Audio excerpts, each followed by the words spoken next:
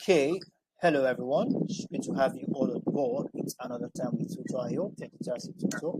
And in today's class here on Telegram, which is what we do exclusively for students in our private class, where we get to discuss the nitty-gritty of each of the topics in the course. And today with me, I have Mrs. Deborah. Good evening, ma. How are you doing today, ma? I'm good, thank you. Good evening, Mr. Ayo. Good evening, ma. So in our last class, where did we stop, ma? We stopped at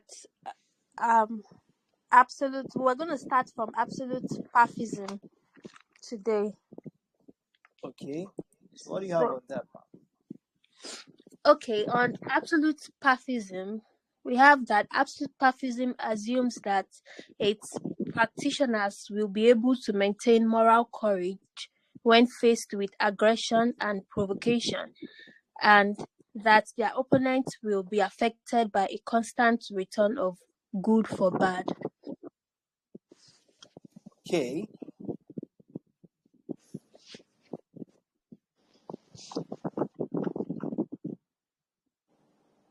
Yes, please continue, ma'am.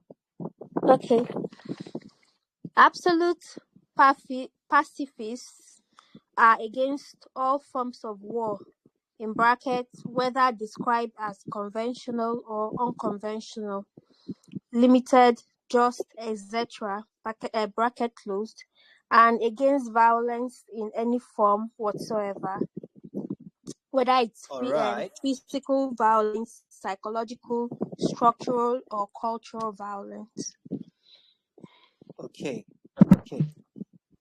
Now, just sorry, I was actually trying to. I don't know what's wrong with my camera. It's just somehow. So I wasn't paying so much attention. But now I'm steady. I'm balanced now. I've been able to restore the. So now you said something about absolute pacifism. Absolute pacifism. So can you take that again, ma'am? Okay. Absolute pacifism assumes that its practitioners will be able to maintain moral courage when faced with aggression and provocation, and that their opponents will be affected by a constant return of good for bad. Also, Okay. Now, the word pacifism itself, do you have an idea what it means?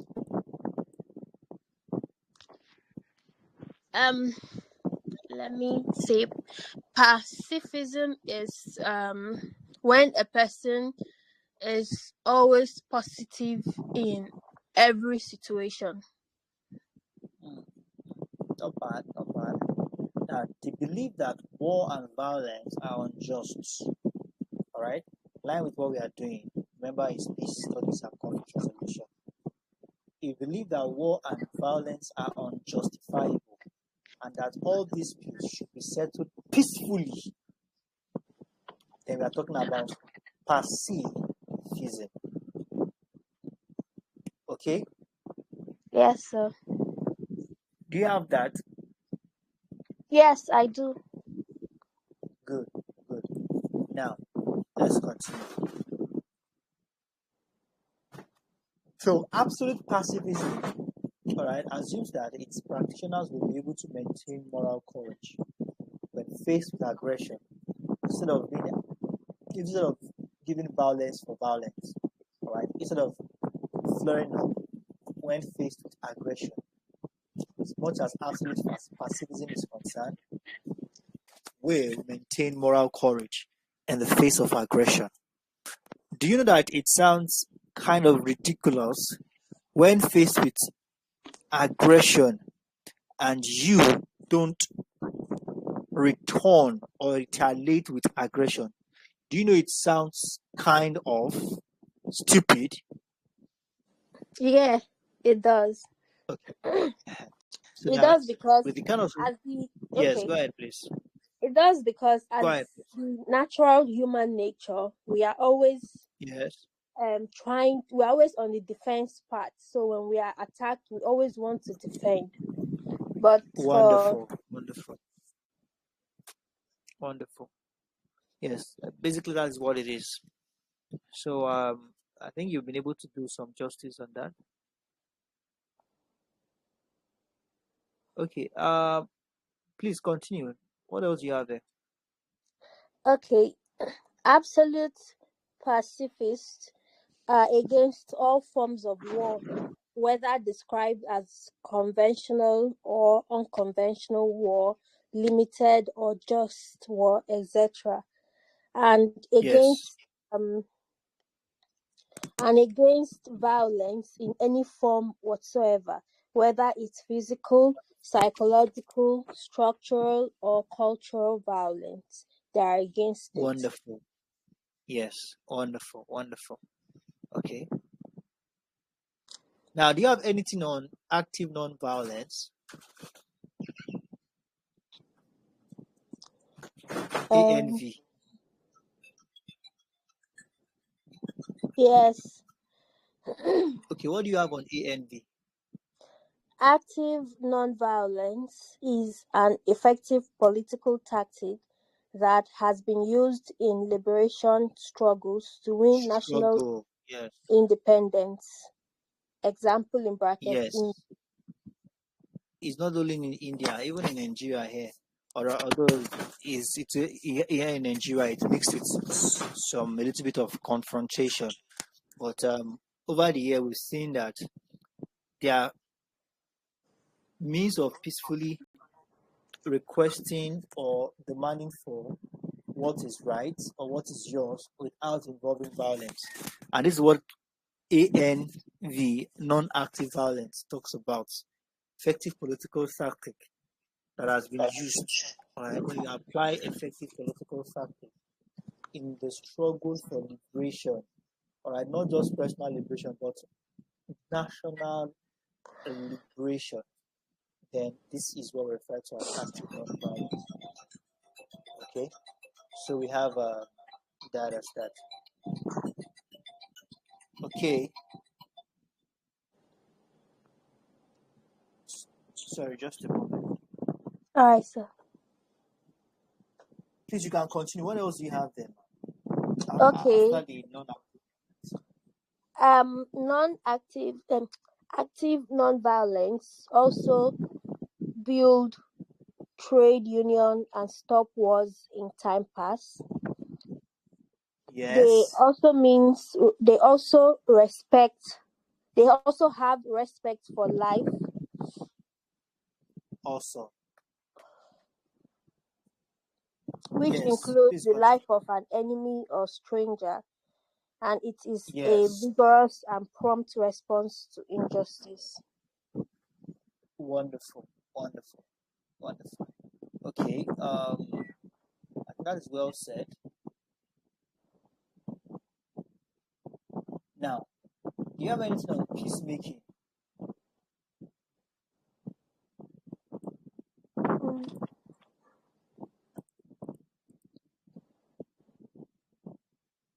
Is it peace building?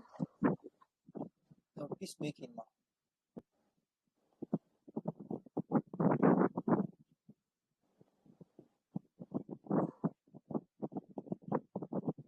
Mm,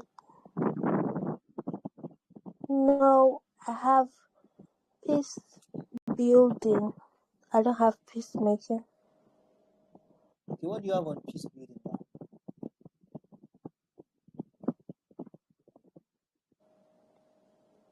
You know, before we have peace building, there is peacemaking and there's peacekeeping.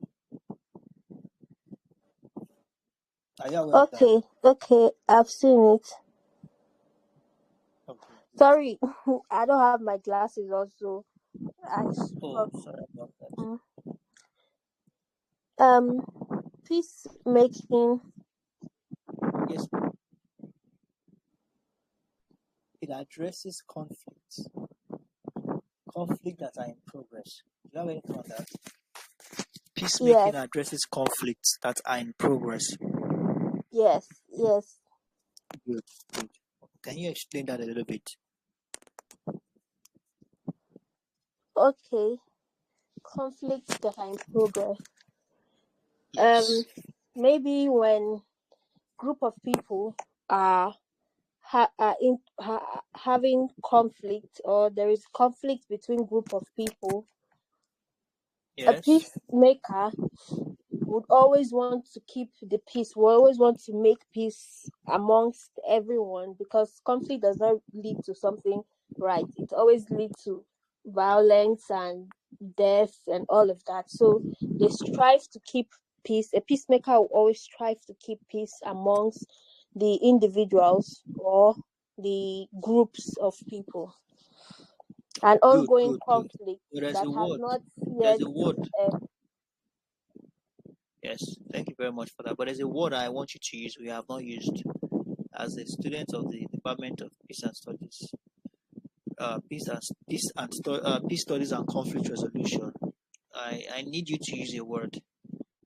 So now let me help you with this. Now we talk about the peacemaker trying to put an end to the conflict. So now, what would you call the tools a peacemaker use in this process?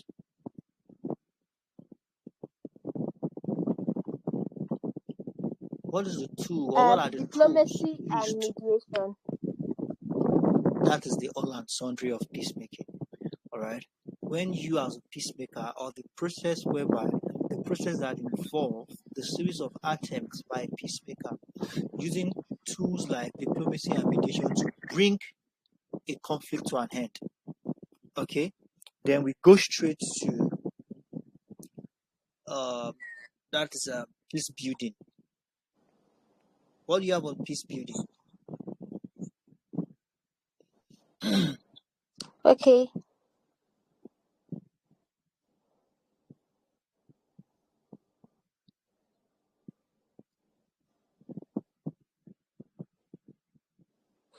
Peace building Yes, please. defines activities undertaken to resemble the foundation of peace and provide the tools for building on those foundations something that is more than just the absence of war. So Now, peace building provides tools yes, go ahead. that Okay. peace building provides Yes, ma'am. tools that strengthen the foundation of actually building peace more than just absence of war. So peace building is not just creating the absence of war. It goes more than that. It provides more than that. Good. Now, I want you to see this as a triad. A triad, like a triangle with three angles. On top, we have peacekeeping, where you intend to put an end to the conflict. Okay, using Yeah. moderation and diplomacy. So after the top, we have the left hand. We have the left hand triangle. Now the left angle of the triangle is peace building. Now that you have been able to put the conflict to a halt, the next thing to do is to begin to build. Don't forget that it is not a thing of once stopped, forever stopped. It can still crop up. Unattended issues can still build up and become an issue in the nearest future. So as you've been Yeah. able to put the conflict to an halt, then it is necessary for you to begin to build. So peace building happens after the end of a conflict, all right? And it is to solidify the growing peace that is currently, or the infant peace that is, or the infant stability that is currently growing. Uh-huh. You build it. And lastly, there's a last one which we have Peacekeeping. as peacekeeping. Now, from the two things we've talked about now, peacemaking and peace building, what do you think peacekeeping? What is the responsibility of peacekeeping in this triad? The responsibility of the peacekeeping is to constantly keep the peace. constantly keep the peace and constantly making. I don't want you to use that word keep. Can you substitute with another word? Okay.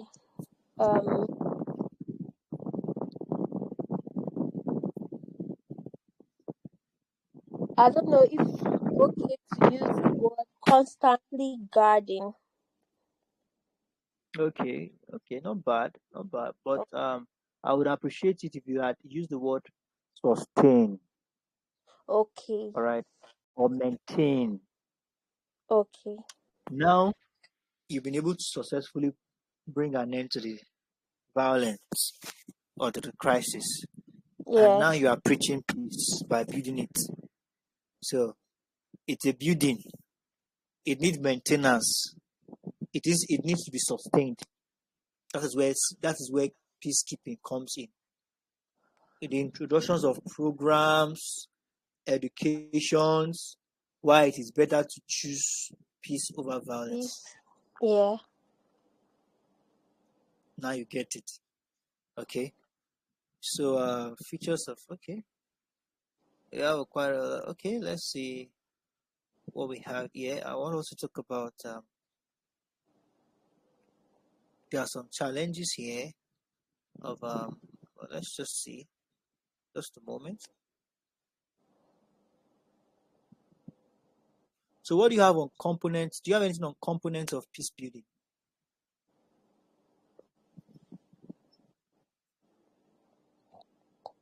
Components of Component. yeah.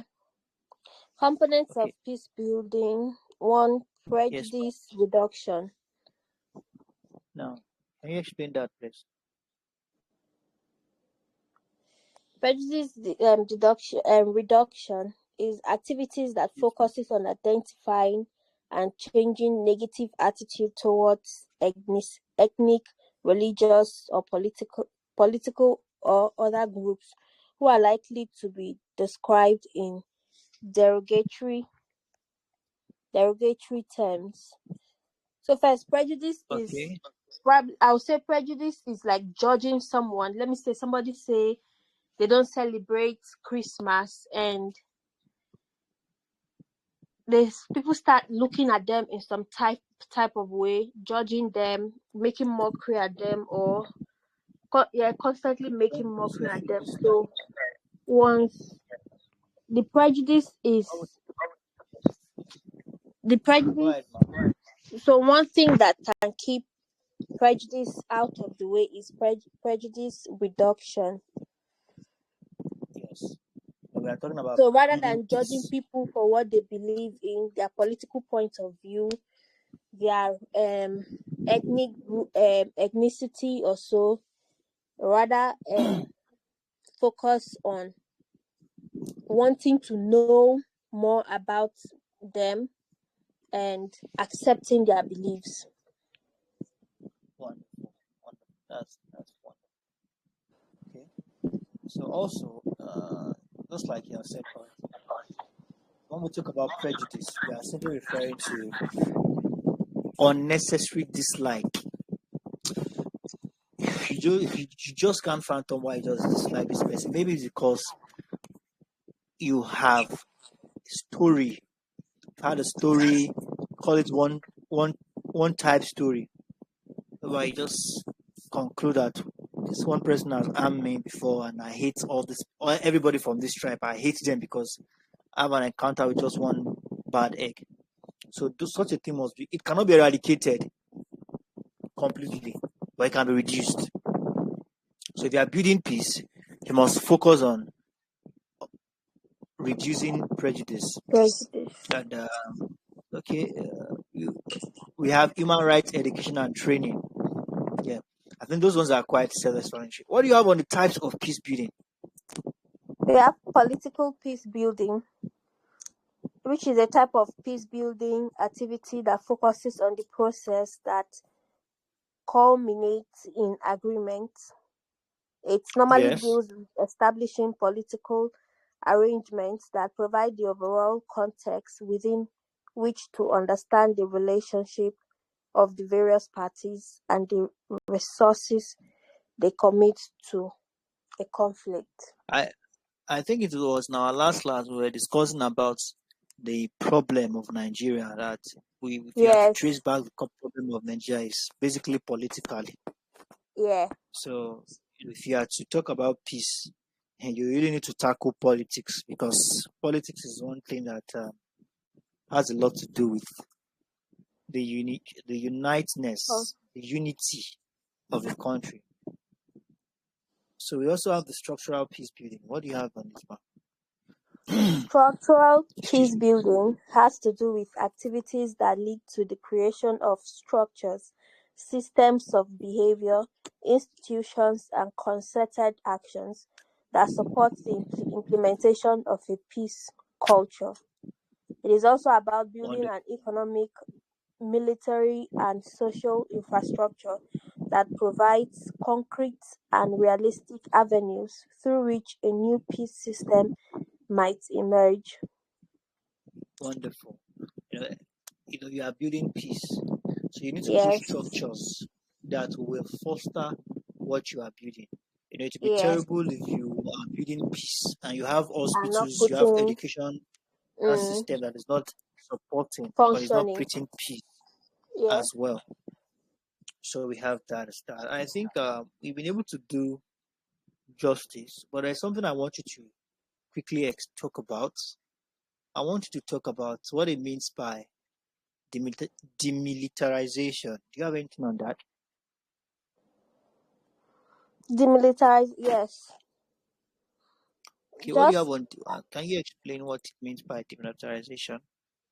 demilitarization zones. Just as the demilitarized zones, just as demilitarized zones may serve the cause of preventive diplomacy and prevent deploying to avoid conflict. That is demilitarization.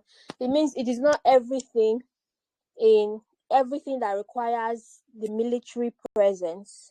It's not every peace building that requires military presence, because let's take for instance, let me deviate, like the peace protest that happened somehow 2020. Yes, it didn't require the military force, but because it was a peace protest for the concerns of the citizens. So it is not everything. Peace building does not require um, military presence. So we have Okay, to thank you very much for that. demilitarize Yeah. Okay. military Now, first. in line with what you have said, ma. Now, this is a process. I want you to look at it like this. I want you to have something in mind. This course itself is all about peace. What we're even talking about at the moment is peace building. And Yeah. you say you are building peace, and any little thing. Let's not even go to that angle. You say you are Mm. building peace, and you have the military surrounding specific areas, taking law into their hands, distribution of weapons and explosive as if it's a war zone. That does not really be that does not preach peace. All right. We're talking about militarization. Before we talk about demilitarization, there has been a militarization.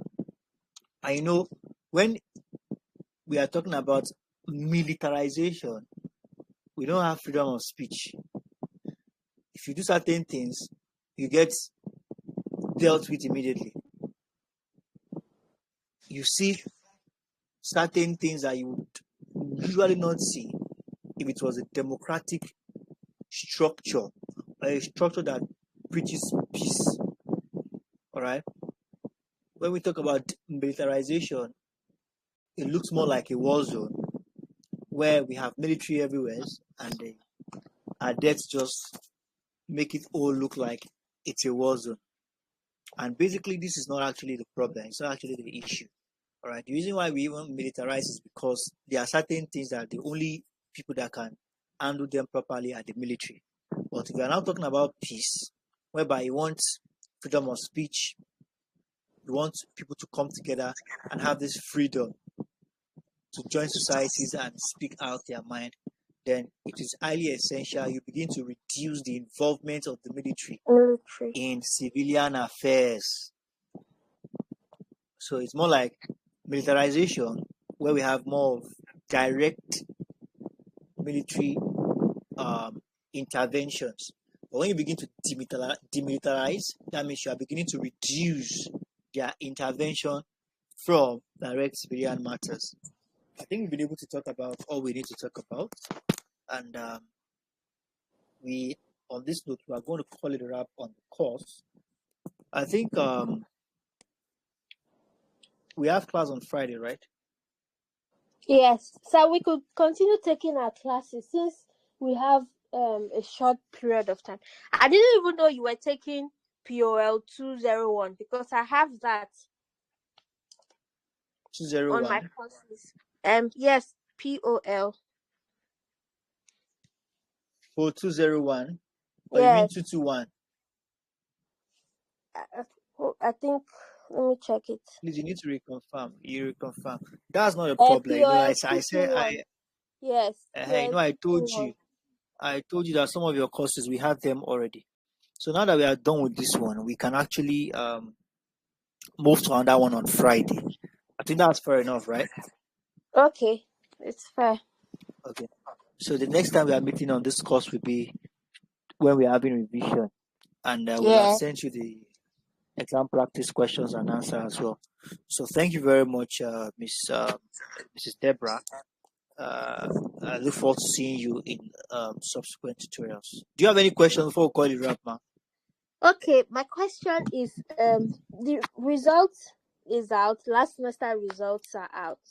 And I was in the group I mean, we were question told related to the class. no, I don't have. But the question Okay, that we were told we have to pay exam fees, exam registration fees, school fees before assessing our results. that's not true. Do you have access to a computer? Yes, I do. The other day Okay, in the night I will send you a tried link. to. All right. The result is not All right. out on the portal. I checked today. The results not yet on the portal, but there's a link Okay. you can check your results from that link. Although that link now, the results are not properly arranged. It's a combination Okay. of all your results from 100 level first semester. So pending when they will arrange it on our portal correctly and properly. That is the alternative we are using to check results now. So just let me know later after my last class tonight. I'll send you the link. All right, sir. Thank you Thank very you much. very much. That's Yeah, wonderful. I Evening. appreciate. Bye for now. All right. You're Bye. welcome.